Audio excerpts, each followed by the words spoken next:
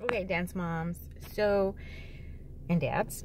Here's another tip that I have for you in terms of dance conventions.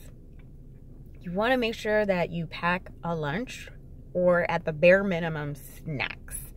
I've seen it 100 times where children come and all they have is a water bottle, but what you really need to do is make sure that you bring some snacks at least, and I recommend doing what I call at least a backup lunch.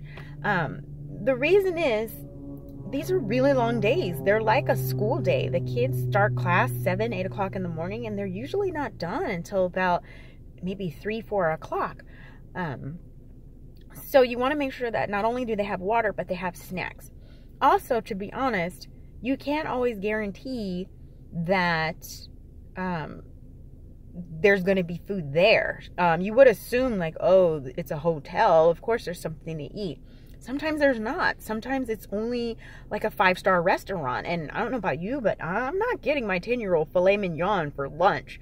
So what I usually do is I pack her some fruit, some crackers, some popcorn, couple veggies, some water, some Gatorade, and a sandwich or either a salad. If there is somewhere to eat, then usually that lunch kind of becomes my backup lunch, or it becomes my lunch.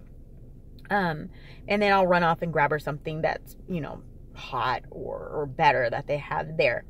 But I always make sure that she has something to eat. So if you're taking small children, especially if they're minis or mini minis, make sure that you bring food for them, something to eat to get them through. It's a 6-7 hour day usually. And like I said, there's not always a place that has something for them, or even food that's kid friendly or affordable. Sometimes also, even if there is food available, the lines are ridiculous. So you have to remember, when you're going to a dance convention, usually the larger ones can have upwards to 900-800 registered dancers. Now you have to multiply that by parents and siblings. So these hotels sometimes get overwhelmed. Even convention centers, they get overwhelmed when it's time for lunch, or even like an hour to 2 hours before lunch. There's already a line down the street and out the door. Usually at a convention, lunch times are not long either. They only give you maybe 30-45 minutes to eat. So if you are going to go buy something, you want to make sure that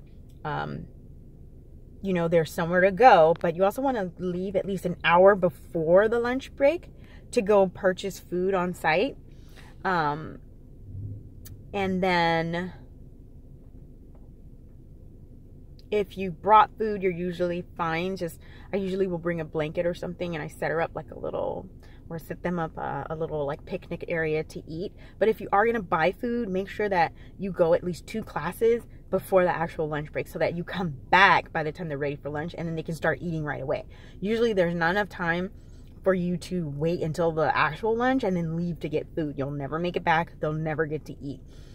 So that's my tip on food. Make sure that if you're bringing a child to a dance convention, make sure you don't just bring water and sports drinks.